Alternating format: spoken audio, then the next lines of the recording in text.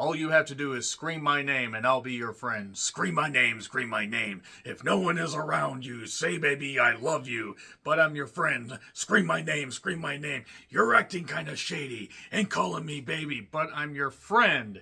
I'm John Renton with my review of AEW Collision from the Mohegan Sun Arena and wherever the fuck it is, Connecticut.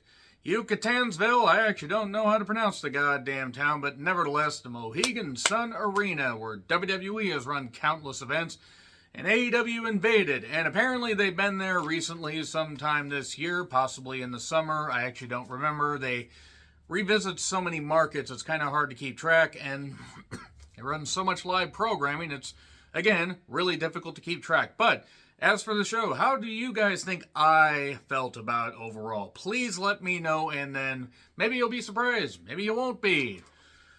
So, in a 10K arena, they had maybe 4,000 people there. I will say the crowd did make more noise than I expected, given the low turnout, according to WrestleTix, which, by the way, is a great account to follow as far as keeping track of ticket sales.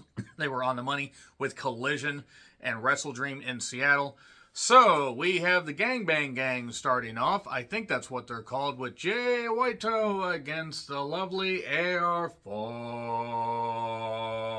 Okay, that's the most stamina you're going to get out of me tonight. That's what she said. Oh, I made myself sad. So, yes, the White Fox is back here. What does the White Fox say? It says, where has AR Fox been in the last couple months? Genuinely, where has he been? I mean, has he just been on Ring of Honor television? I'm asking because after turning on Darby and Nick Wayne and then committing multiple assaults at Nick Wayne's house, well, his mom's house, but still, you get the point, and committing these assaults, he was then kicked out of Swerve's group and then was trying to make nice with Darby, but Darby forgave him and Nick Wayne did this and just, goddamn, all that happened. It was a goddamn whirlwind. Anyway, White Fox. It was fine. Fox got the crowd into it with some dives. White can work. I just don't necessarily care when he's in the ring. He's kind of bland to me. I've seen everything I really ever need to see from him. There was a pop-up Spanish Fly. That was beautifully done. And Blade Runner 1, 2, 3. And then MJF, well, he tries to get his title. He, is in a black hoodie. He tries to get his title, and he has it. Jay White's holding it, but then security's coming down, whatever, even though MJF works there. And instead of grabbing the title when Jay's distracted and running away, he just hops the rail and leaves. You could have literally had the championship. Stop making your champion look like a goddamn idiot. Anyway, so we then have the Acclaimed doing comedy backstage where Max talks about, oh, MJF, MJF is texting me. No, Max, that's a catfish. He has 200 followers. I sent him pictures. Max. Oh, yeah, next week is going to be their 69th day as Trios champion. Nice. Of course, they were going to make it to 69 days. Why wouldn't they? So then the boys took on the Guns, and it took me longer to say that than it took for this match to happen. I do not get Dalton Castle. I have nothing against him. I don't get it. And the Guns won with 9 lives to Puma, as one of my exes actually called 310 to Yuma. She called that movie that. I don't know why, but it was funny. And I actually haven't thought about that person in a while, but I hope they're doing well, because all can be forgiven with time. Package on MJF and Omega. Serious stuff. Taking it seriously. Sports-based wrestling. This is nice. Anyway, Danhausen is coming back with stupid Season of the Witch inspired stuff. I'm glad he's healthy, but we've seen all we can see from the gimmick. Sorry. Lexi is with Ryan Nemeth, who talks about his Hollywood ventures, for he is the Hollywood hunk, and says he wants to skyrocket in AEW, so he wants to go visit CJ. And then Miro happens to be there, and apparently CJ's room, and then beats the shit out of Ryan Nemeth. There are many that would take a beating to get with CJ. I mean, I guess, kind of. Miro just reaming everybody. I think that's what his nickname is. And then we've got Halloween decorations, including spider webs, so no doubt about this reference getting, caught up, because leave a message and I'll call you back with more. So a trash can with spray paint on it and various other things, various other instruments for this Halloween-based street fight that just suddenly is going to happen. Abaddon, Abaddon, is back with Spawn-inspired gear. They really have been putting in the work to get better as far as recovering from an injury. I don't remember what the injury actually was, but they've been doing a lot of indie dates. Haven't really appeared on AEW programming for a while. If they've appeared on AEW, or if they appeared on Ring of Honor programming, I apologize for not paying attention. There's only so much wrestling I can focus on. I'm saying they, by the way, because they go by they, them pronouns. Let's be respectful of people. Let's just say that right there. So that being said, they look great. God, they look beautiful. Anyway, whole point is Spawn-inspired gear. Good stuff. And Hikaru Shida is Ada Wong. I actually don't know Ada. Actually don't know. All I know is she looked incredible in that red dress. Whew. I was focused strictly on the in-ring work here and nothing else. How dare you accuse me of anything otherwise? It was a Halloween street fight for the AEW Women's Championship. Guess how I felt about this? They made it work. Yeah, I know. I'm a bit surprised. Not that, and I like Abaddon. I'm sorry. And Shida. Boy, do I really like Shida. Good God, the look she needs to wear more dresses when she's not wrestling. So, but anyway, there's a bone being used. Seizing the bone. That's an old Riff Tracks reference. A trash can lid. Actually didn't know this is for the title until they brought it back after a break. I will say I think this match went on maybe a couple minutes too long, especially since Abaddon. I got nothing against Abaddon as a person and putting in the work and all that, and I don't mind the look. Am I saying that they're never going to be a world beater and they're the best in the ring? No. But as far as an attraction on the card, as far as something different, I'm all for that. And this is the best that they've looked in a match in a while. And then at one point, Shida riding a broom. God, I never wanted to be a broom until now. And she ends up brooming herself. God, she was just bristling with stuff. And then they got a bat at one point with bats painted on it. And they went to bat with each other. Or for each other. And, ooh, piece of candy. Ooh, piece of candy. Ooh, piece of candy. Remember when James Woods was just considered a funny guy? And somebody that was a bit of a creep, but was kind of a funny creep. Yeah, now he's just a fucking idiot who's melting away. And I really honestly hope he is suffering miserably, just like everybody else that feels the same way he does. So, a kendo stick and a kick. Then we got a bump on the bunch on all the candy. Why? Can Shida hit me in the head like that? And then puts a pumpkin on Abaddon's head. Well, that's something Nick Goulas would have done. Well, the difference is Nick Goulas drew money. Screwed that one up. But anyway, good old Ole Anderson getting, smacked around. Trying to book WCW almost into insolvency at that point. And Katana with the pumpkin on the head. 1, 2, 3. Okay, surprisingly, I actually enjoyed that. Am I going to revisit it? Probably not. But did I end up enjoying it? More than I would have thought. Not a 5-star classic by any stretch of the imagination, but fine for what it was. Here's Toni Storm coming out and fuck. God damn it, Toni. Juice is so lucky. I'm so happy for Toni and Juice. But she just splays out on the announcer's table, and Shivani's trying not to look. I mean, I don't blame him. I mean, he's looking down. He is looking to the side. Not like Shawn Michaels looks to the side whenever he tries to look straight ahead. And I don't blame Shivani, but it's just like everybody's trying to look like, nope, we can't do this. Nope. We can't look at Toni. Even though everybody was. She looked great. Toni versus Shida. A rematch at Full Gear, I'm all for. Because at least they're doing something to build it. If only they would have built more of these matches over the last number of years, instead of hotshotting so many of these things, maybe they'd have a bigger audience.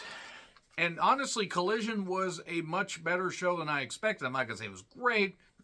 Starks and Dax, serious package. They featured their packages greatly. Probably could have worded that better, but let's just roll with it.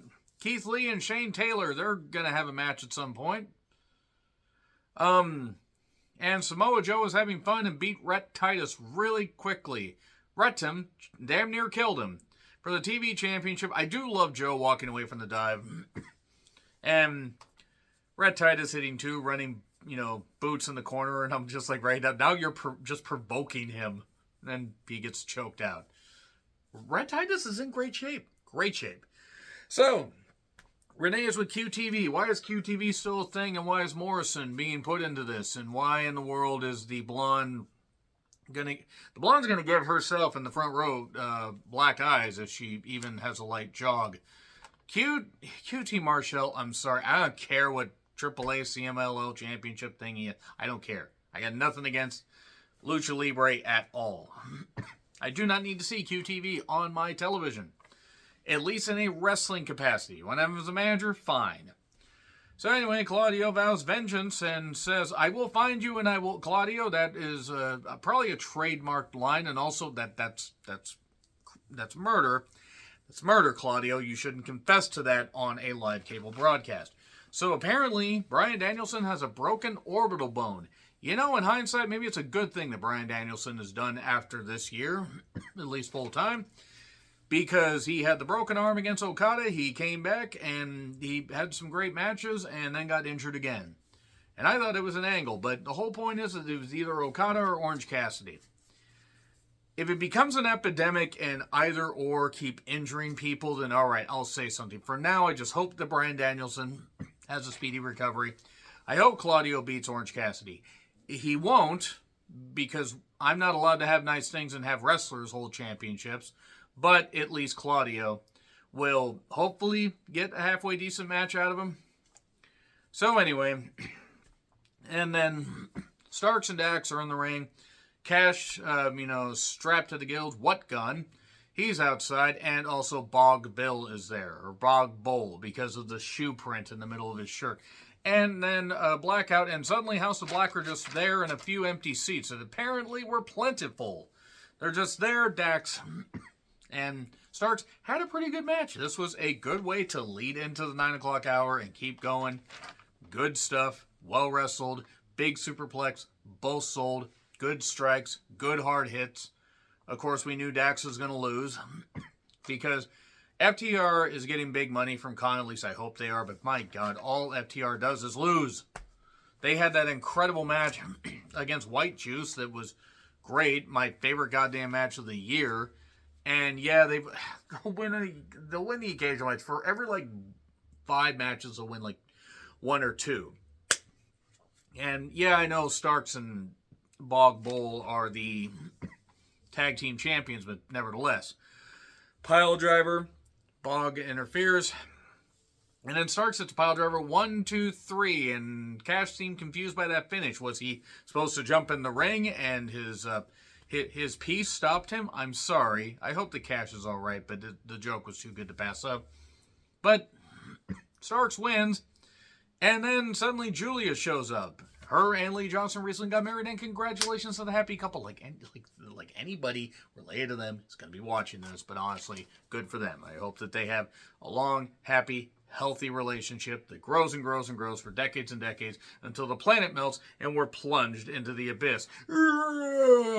Anyway, so then a blackout, and suddenly the House of Black are in the ring, and then Rush's group shows up, and then I guess Rush's group are faces, and they're teamed with FTR against House of Black and Starks and Bog Bill, and I am confused, and I'm not confused, and I want to see where this goes. I'm like, you know what AEW doesn't need? More fucking factions. Especially more fucking factions I don't care about.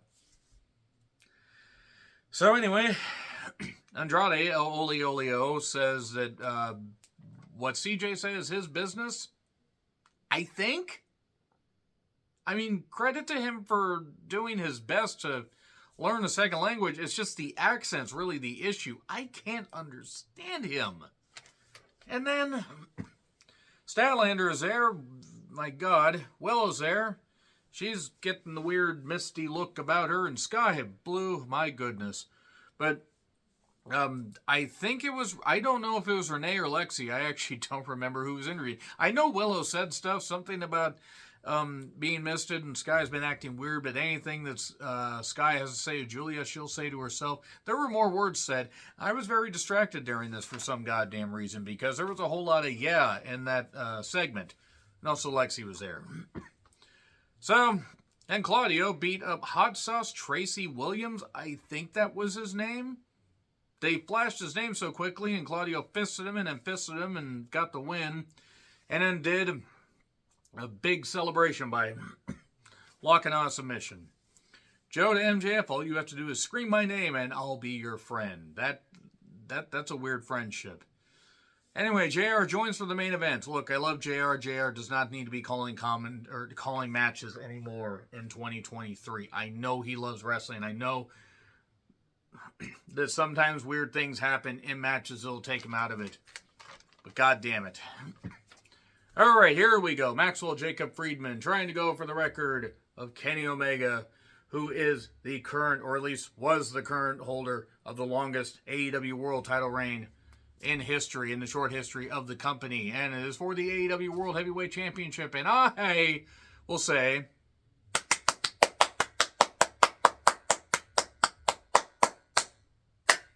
I didn't love everything in this. There were moments where I'm like, what the fuck are they doing? But for pure spectacle and for the good parts, I have to applaud and praise them. Praise you like I should, like I'm Fat Boy Slim. Holy shit, chance to start the goddamn match.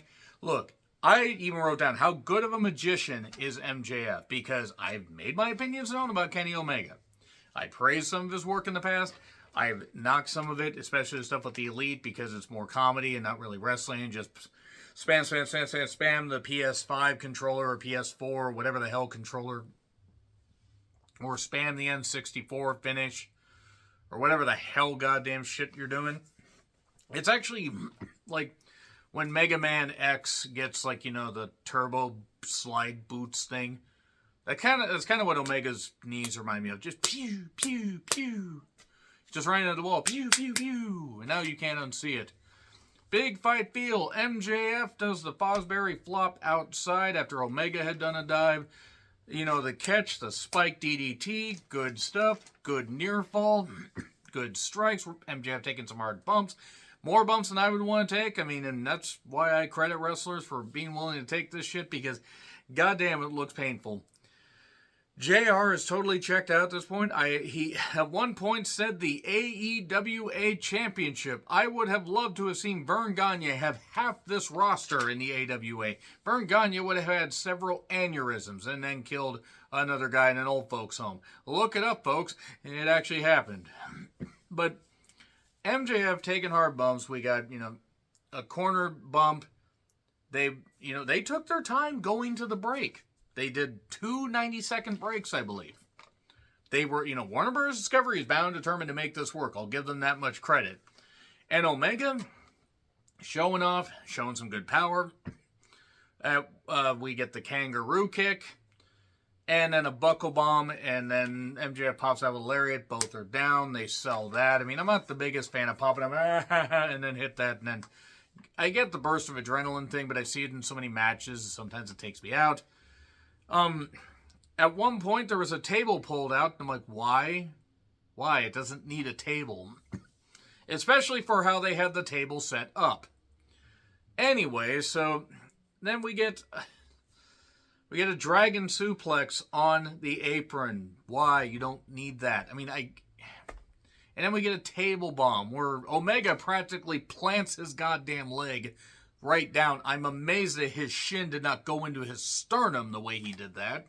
Thankfully, he seemed to be all right. But, yeah, JR calling it the AEWA Championship. And please, JR, please, just please. I love you, JR. One of my favorites of all time. Like, JR's going to be watching, but god damn it, this was ridiculous. They go to the doctor check on him. They come back from break. Counters aplenty. There was a made in Japan that Tony called a Blue Thunder Bomb. Good job, Shivani. And I like Shivani, but no, that not even close. Not even close. It's wrong kind of inside out. So pile driver, MJF's foot on the rope, and then face first into the buckle, and then V trigger, and then suddenly Callis shows up. Oh no, Don Callis is here, just to do a distraction though. No screwdriver, no nothing, no run-ins, none of that shit, which surprised me. Just enough to distract, and Omega dropped MJF out of the One-Wing Angel. And then we get multiple V-triggers, and oh god, it looks like MJF is out. We then get some roll-ups for 2, but it really looks like MJF, might be done. But oh no, Heat Seeker for 2, and then a close roll-up where it seemed like MJF got pinned, but he didn't. And then Collison has been kicked out at this point, just, run the way he'd done his damage. And then we get the Panama Sunrise and the Heat Seeker 1, 2, 3. Clean. He beat him clean. He did. As clean as they could make it, I guess. And Joe, Wardlow, Hubs, other people are watching. Finally, Tony has realized, hey, maybe we should make the AEW World Title a prize and do something with it. And have chances for multiple feuds going on. And I just wonder if it's too little too late with some fans. And some fans have been burned and they're just going to run off. That being said, definitely one of the better editions of AEW Collision. And yes, a very surprising main event. I thought it'd be good. I didn't think it'd be that good. Agree, disagree, what I said, like, share, subscribe, Twitter handle in the description. I'm John Rickland. I'll see you soon.